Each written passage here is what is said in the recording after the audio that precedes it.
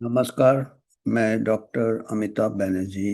Universal health organisation, आपको हम health समाचार लाते हैं। हमारे पब्लिक हेल्थ, हमारा मेडिकल केयर, हमारा मेडिकल एजुकेशन भी। क्योंकि मेडिकल एजुकेशन का क्वालिटी जितना अच्छा होगा, मेडिकल जो डॉक्टर्स निकलेंगे उनको जितना जॉब सेटिस्फैक्शन होगा, उनके ऊपर जितना फाइनेंशियल बर्डन कम होगा, जितना उनको अच्छा सैलरी मिलेगा, तो ऐसे उनका भी थोड़ा मनोबल अच्छा रहेगा, उनको भी एक मोटिवेशन रहेगा। वो भी अपने निस्वार्थ भावना से लोगों की सेवा करेंगे, लोगों का इलाज करेंगे। और हमारे काफ़ी लोग, काफ़ी यंग पीपल, जवान नौजवान, कम उम्र के लड़कियां लड़के मेडिकल प्रोफेशन को चुनते हैं बहुत आशा के साथ। और जितना तो शायद बच्चे से भी ज़्यादा जो पेरेंट्स होते हैं, माँ बाप होते हैं, वो भी बहुत उम्मीद लगाए बैठे होते हैं कि। और आपको मालूम है कि सबसे ज़्यादा एप्लीकेशंस एमबीबीएस 22 लाख 25 लाख तक जाते हैं, जो कि इंजीनियरिंग में 8 लाख जा रहे हैं और 22 लाख हमारे। तो आज का हमारा केरला स्टोरी है। केरला स्टोरी कोई कंट्रोवर्शियल नहीं है, या एक प्रकार से कंट्रोवर्शियल है कि मेडिकल एजुकेशन को लेके डॉक्टर्स का जो स्थिति है एमबीबीएस का केरला में, उसके ऊपर एक बहुत ही थोड़ा चिंता वाला रिपोर्ट आया है दैनिक भास्कर में। दैनिक भास्कर कहते हैं कि आज केरला में आज के तारीख में कई ऐसे एमबीबीएस डॉक्टर्स हैं जिनकी तनख्वाह एक सफाई कर्मचारी जितना ही है। तो ये जरा फिक्र वाली बात है। उन्होंने न्यूज़ आइटम दिया है, हम स्क्रीनशॉट बताएंगे, दैनिक भास्कर तिरुवनंतपुरम का। तो उन्होंने, दैनिक भास्कर ने कवर किया है कि जितने कॉलेजेस है, प्राइवेट कॉलेजेस केरला में भी ज़्यादा हो गए गवर्नमेंट से, और बहुत ज़्यादा सीट्स बढ़ाए हैं। और जितने डॉक्टर्स निकल रहे हैं उतने वैकेंसीज नहीं है गवर्नमेंट सब सेक्टर में भी और प्राइवेट में भी शायद। तो ये हमको थोड़ा, इसमें हमको चिंता करना चाहिए कि क्या सही में डॉक्टर्स का, अगर डॉक्टर्स का अगर कमी है, जिस मुद्दे पे सीट्स बढ़ाए जा रहे हैं, मेडिकल कॉलेजेस धड़ाधड़ खोले जा रहे हैं और प्राइवेट कॉलेजेस को परमिशन दिया जा रहा है 250 250 250 250। और आपको मालूम है प्राइवेट ज़्यादा है, और गवर्नमेंट में भी काफ़ी खर्चा आ जाता है, पर प्राइवेट में करोड़ों रुपए दे के डॉक्टर बनते हैं। तो खर्चा लग जाता है, मेडिकल एजुकेशन बहुत कॉस्टली है, और करोड़ों रुपए दे के कर्जा हो जाता, ये हो जाता। जिनके पास पैसा है उनका भी पैसा तो लगा है ना 1 करोड़, और उसके बाद अगर एक ऐसा 30,000 की नौकरी मिले, एमबीबीएस की मैं बात कर रहा हूँ, तो वो या तो देश छोड़ के चले जाते हैं, या फिर आगे की पढ़ाई सोचते सोचते कि इसमें हमको कम मिल रहा है, हम इसमें हमको स्टेटस नहीं है, एमडी करेंगे, फिर करोड़ रुपए लग जाएंगे। एमबीबीएस से ज़्यादा खर्चा आता प्राइवेट कॉलेज में। उसके बाद फिर उसमें भी फिर जाके बहुत सारे हो गए, क्योंकि जितने पीछे से एमबीबीएस निकल रहे सभी ने पोस्ट ग्रेजुएट कर दिया, कोई एमबीबीएस में टिकना नहीं चाहता है। और सीट्स भी बढ़ाए जा रहे हैं, पोस्ट ग्रेजुएट सीट्स बढ़ाया जा रहा है, क्योंकि ये मेडिकल एजुकेशन भी एक कमर्शियल बिजनेस बन गया है। क्योंकि बहुत कॉस्ट, फिक्स्ड पैसा मिलता है, फीस मिलता है जितने सीट्स बढ़ाओ आप। उसके बाद फिर सुपर स्पेशलिटी कर लेंगे। तो 4.5 साल अगर एमबीबीएस करते तो समाज को डॉक्टर का, जो पहले जमाने में होते थे, हम लोग जब निकले थे तो हम लोग 6 7 साल 5 साल एज एमबीबीएस का अच्छा स्टेटस था, ज़्यादा फर्क नहीं था। एमबीबीएस जो गवर्नमेंट में, हम हमारे टाइम में जब हम एमबीबीएस निकले थे, गवर्नमेंट सर्विस करते थे आर्म फोर्सेज में, रेलवेज में, जो स्पेशलिस्ट होता है, जो एमडी होता था और एमबीबीएस होता है, उसका स्टेटस में ज़्यादा फर्क नहीं होता था। यहाँ तक कि जो एमडी एमएस वाले होते थे उनको भी हाफ मेडिकल ऑफिसर बोलते थे, और वो भी रोटेशन में एमबीबीएस का ड्यूटी करते थे। Casualty duty, OPD duty, general patient general OPD देखते थे, टेम्परेरी ड्यूटी। और उन लोग जहाँ पे, तो अभी तो ऐसा नहीं है, अभी वो हाथ नहीं लगाएगा स्पेशलिस्ट। और जो एमबीबीएस डॉक्टर है वो पेशेंट को थोड़ा भी कुछ होगा रेफर करेगा स्पेशलिस्ट के पास। तो वो ऐसा नौकरी, उसका ना स्टेटस है ना पैसा है। अच्छा, अगर पैसा सैलरी अच्छा होता है एमबीबीएस का तो कई लोग मैनेज कर लेते हैं, काफी पेशेंट्स देखते हैं और अच्छे से देखते हैं और कर्जा नहीं रहता उनको। तो अगर 30,000 दोगे तो, और स्टेटस भी नहीं दोगे, दोनों चीज नहीं है, तो वो फिर पीजी करेगा और खर्चा होगा उसके बाद उसको उधर भी। क्या होता है इससे, खाली डॉक्टर्स के ऊपर ही बोझ बढ़ नहीं जाता, पेशेंट्स के ऊपर बोझ बढ़ जाता। उसने जो खर्चा किया उसको तो वो, उसको उतना कमाई करना पड़ेगा ना, या फिर जिएगा कैसे वो, उसके लोन हो जाएंगे, बैंक से लोन लेगा, इधर से लोन लेगा, वो कैसे करेगा वो? और वो जितना जैसा स्पेशलाइज करेगा और सुपर, उसको फिर दूसरे, चारों तरफ से दूसरे टाइप के ये आ जाते हैं, हितों के टकराव आ जाते हैं। मेडिकल डिवाइस वाले आ जाएंगे, क्योंकि स्पेशलिस्ट को वो, उसको कोई नया इक्विपमेंट, नया इन्वेस्टिगेशन जो कि बहुत कॉस्टली होगा, और वो उसको करना ही पड़ता है, क्योंकि वो नहीं करेगा तो वो पेशेंट एक्सपेक्ट करता है, हॉस्पिटल को भी उससे ये मिलता है।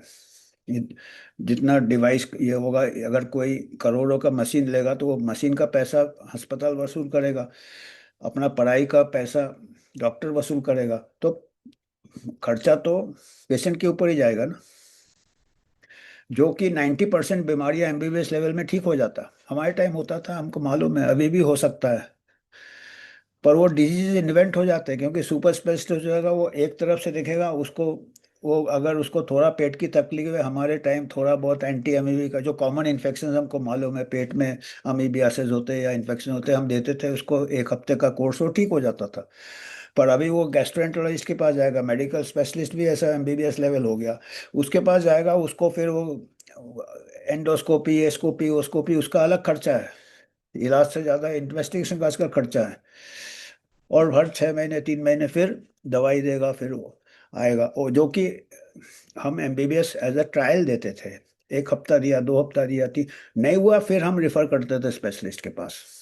और 90% हम अपने तजुर्बे से कह रहे हैं, 90% हम हैंडल कर लेते थे, 10% ही हमको रिफरल करना पड़ता था। आजकल वो 3 महीने का टाइम ही नहीं है उसके पास, ना मरीज के ऊपर विश्वास है, क्योंकि मरीज भी देखता है इसका क्या स्टेटस है, इतना तो सैलरी, वो उसका कर्मचारी दूसरा क्लास 3 एम्प्लॉय उतना उसका। तो डॉक्टर को भी, और ट्रेनिंग भी आजकल अच्छा नहीं हो रहा है एमबीबीएस, क्योंकि 250 कहाँ ट्रेन करेंगे, आधे टाइम तो कोचिंग क्लास जाते हैं आगे का।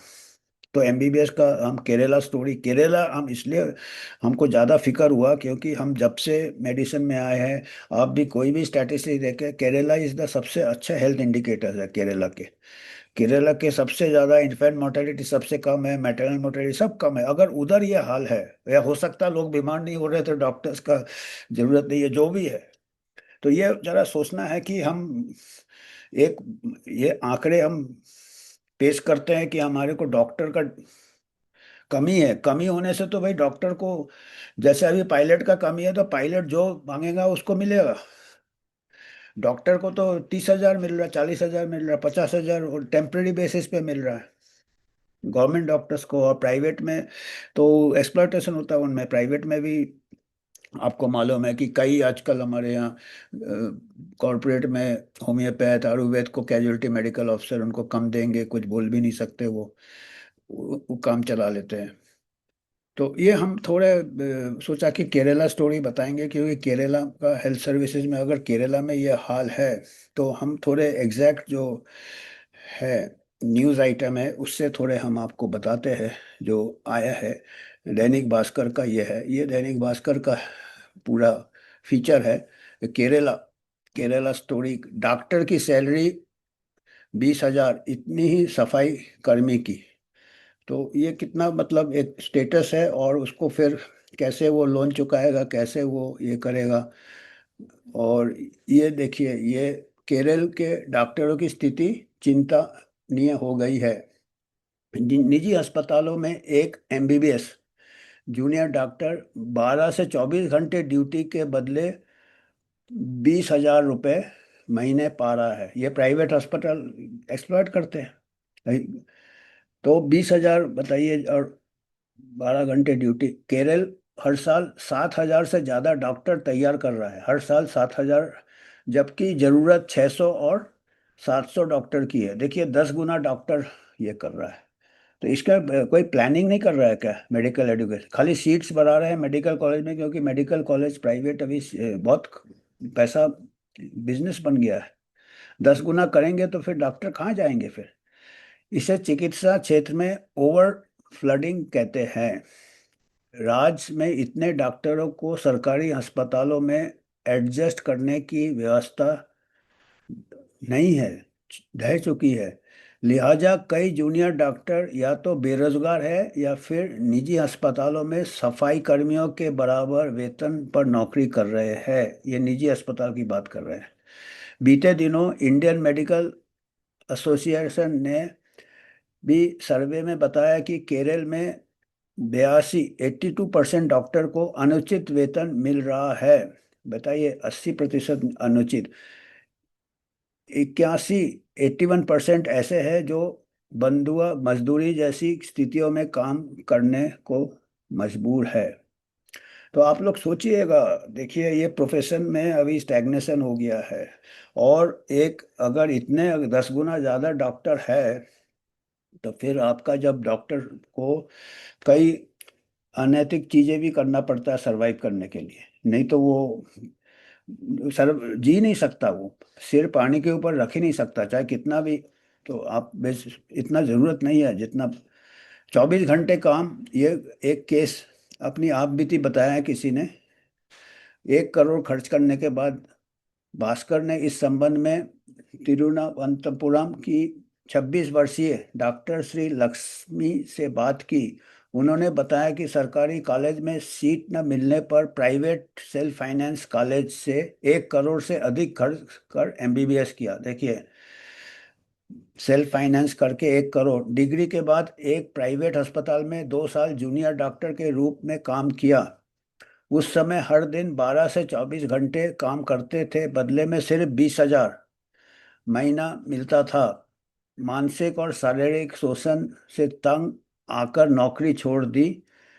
विडंबना देखिए कि मेरे इस्तीफा के तुरंत बाद उस कम वेतन वाली नौकरी के लिए भी सैकड़ों डॉक्टर की कतार लग गई थी। देख लिए, सोच लीजिएगा। अभी बच्चों को अगर हम एमबीबीएस पे करोड़ों खर्च कर रहे हैं, करोड़ों को फिक्स डिपॉजिट रखिएगा। और कहीं क्लर्क की नौकरी ज़्यादा सेहत के लिए भी अच्छा है, और ये ईमानदारी भी है उसमें। क्योंकि जहाँ पे इतना कंपटीशन है, जहाँ पे 20,000 के लिए कतार लगा है, वहाँ पे तो एक्स्ट्रा कमाने के लिए एक्स्ट्रा बीमारियां भी पैदा कर देंगे, कहीं करना पड़ता है, सिर पानी के ऊपर रखना पड़ता है। मेडिकल डिवाइस वाले जाएंगे, ड्रग कंपनीज वाले, ऐसे डॉक्टर ही चाहिए जो कि डेस्परेट है। दूसरा देखिए सर, ये तो प्राइवेट में एक डॉक्टर ने आप भी थी बताया। सरकारी नौकरी में कोची के 28 वर्षीय डॉक्टर देविका कहती हैं कि नीट के बेहतरीन स्कोर, देखिए होनहार स्टूडेंट, दम पर उसको सरकारी मेडिकल कॉलेज में सीट मिली। एमबीबीएस के बाद 4 साल पीजी की तैयारी की। देखिए 4 साल तक वो कोचिंग कर रही है, इतना टाइम लगता है जितना कि एमबीबीएस 4.5 और 4 साल, लेकिन सफल नहीं हुई। कितना उसमें भी ये है, स्पेशलाइजेशन के बिना करियर ठिकाना मुश्किल है। वो आम आदमी नहीं खर्चा दे पर प्राइवेट में मिल जाएगा पीजी सीट पर, वो और करोड़ 2 करोड़ और खर्चा करना। इसलिए मैंने सरकार के फैमिली हेल्थ सेंटर में 50,000 या 56,000 रुपए की अस्थाई, अस्थाई मतलब परमानेंट नौकरी नहीं है, नौकरी ज्वाइन किया। 50,000 इन गवर्नमेंट हॉस्पिटल। यहाँ मरीजों की भीड़ इतना ज़्यादा है, लेकिन निजी अस्पतालों जैसा शोषण नहीं है। निजी अस्पताल तो 20,000 में ले रहे हैं, तो यहाँ उनको कम से कम 56,000 मिल रहा है। लेकिन पिछले 4 महीने से वेतन नहीं मिल पा रहा है, यहाँ भी वेतन नहीं मिल रहा है। बताइए, केरला का ये हाल है। इसलिए मैंने यूरोप या गल्फ देशों में नौकरी ढूंढनी शुरू कर दी है। ये कितना चिंता वाला बात है कि हम खर्चा कर रहे हैं, हम मेडिकल बेरोजगार डॉक्टर है, और ऐसे कंडीशंस है कि वो छोड़ के दूसरे देश में चले जाए। उनको बना बनाया डॉक्टर मिल रहा है। तो ये बहुत चिंता वाला बात है। उम्मीद करते हैं कि इसके ऊपर ये किया जाएगा। ये देखिए कुछ आंकड़े हैं। केरल का सार्वजनिक स्वास्थ्य ढांचा काफी पुराना है, 70-80 साल पुराना है, और अच्छा है। हेल्थ स्टैटिस्टिक्स केरला में सबसे अच्छा है। 36 मेडिकल कॉलेज है, इनमें से 14 सरकारी है और 22 प्राइवेट है। तो देख लीजिए, प्राइवेट ज्यादा है। 20 साल में सेल्फ फाइनेंसिंग कॉलेज तेजी से बढ़े, प्राइवेट बढ़ रहा है। कमर्शियल हो गया, मेडिकल चिकित्सा भी हो गया और एजुकेशन भी कमर। डॉक्टर 23, पिछले साल 7,623 रजिस्ट्रेशन हुए डॉक्टर नए। इसके पद नहीं बन पाए, इतने वैकेंसी नहीं है। पहले केरल में डॉक्टर खाड़ी देश यूके जर्मनी जाते थे, लेकिन अब वहाँ स्थानीय को प्राथमिकता दे दी जा रही है। अभी फॉरेन कंट्रीज में भी थोड़े स्ट्रिक्ट हो गए हैं, वहाँ लोकल्स को ज़्यादा देते हैं। तो ये कुछ राज्य में जूनियर डॉक्टरों का वेतन बताए हैं। तो दिल्ली में देखिएगा 85,000, 85 से 1 लाख, 1.25 लाख। और प्राइवेट में 65 से 90 हजार। महाराष्ट्र में 75 से 90 हजार। गुजरात में 78 से 90 हजार। और 55 से, प्राइवेट में थोड़ा थोड़ा कम है। और बाकी 80 हजार, 60 हजार, 60 हजार, 75। तो केरल में सबसे कम है। केरल में प्राइवेट में तो 20 हजार दे रहे हैं, वो बता रहे हैं। और इसमें 55 हजार दे रहे थे, 56 हजार। तो आप ये थोड़ा फिक्र है, हमने सोचा ये हमको सोचना चाहिए कि इतने कॉलेजेस खोल रहे हैं, पहले वैकेंसीज क्यों नहीं भर रहे हैं। और फिर हमारा ये है कि एमबीबीएस का अगर स्टेटस बढ़ा है तो आधे लोग करेंगे नहीं एमडी। एमबीबीएस करके आप 90% मरीजों की सेवा कर सकते हैं, कम कम खर्चे में। आपको पढ़ाई में भी कम खर्चा है, आप अपना क्लिनिक खोल के या इवन गवर्नमेंट हॉस्पिटल में जनरल प्रैक्टिशनर, जनरल ओपीडी में 90% बीमारियां ठीक हो जाती है रोजमर्रा की। और अभी क्या हो रहे हैं कि वो एक असेंबली लाइन जैसे मरीज हो जाते हैं, और जो डॉक्टर्स भी है वो फैक्ट्री वर्कर्स जैसे, एक से आगे पास, एक से। तो उससे डॉक्टर पेशेंट रिलेशन से भी कमज़ोर रहता है। और कोर्ट केसेस होते हैं, फिर हिंसा होता है, वगैरह वगैरह, आप रोज़ पढ़ रहे हैं। और इलाज भी महंगा हो जाता है। फिर डिफेंसिव मेडिसिन करते हैं, हर इन्वेस्टिगेशन करेंगे, हर ये कॉस्टली, हर ये डिवाइस। तो ये हम बहुत तेजी से हम थोड़ा अंधकार की तरफ जा रहे हैं। इतने डॉक्टर्स होंगे तो क्वालिटी इंप्रूव की जगह बीमारियां बढ़ेगी, क्योंकि वो डॉक्टर्स को, जो डॉक्टर ने उसकी पढ़ाई की, वो बीमारी इलाज नहीं करेगा तो वो रिकवर नहीं करेगा पैसा, वो जी नहीं पाएगा वो। और मरीज को भी बीमारियां हो जाएंगी, एक्स्ट्रा बीमारियां, जो कि अर्ली स्टेज में ठीक हो जाता है एमबीबीएस डॉक्टर। अगर एमबीबीएस का स्टैंडर्ड अच्छा है, तो हम ये भी कह रहे हैं कि आज के तारीख में एमबीबीएस का स्टैंडर्ड उतना अच्छा नहीं है जितना होना चाहिए। एमबीबीएस डॉक्टर को 90% रोजमर्रा की बीमारियां ठीक करने का कैपेबिलिटी होना चाहिए, जो आज के तारीख में नहीं है। तो आज हमको इतना ही कहना था। आपको अगर कुछ योगदान करना है, हम एक इंडिपेंडेंट ये है, एनजीओ है, रजिस्टर्ड है, और किसी हम हितों के टकराव में नहीं आता है, इसीलिए हम कोई फार्मा या कोई इंडस्ट्री या कोई इससे हम नहीं स्पॉन्सरशिप लेते हैं। तो आज हमको इतना ही कहना था। आपको अगर कुछ सुझाव देना है, आप दे सकते हैं। धन्यवाद आज के लिए।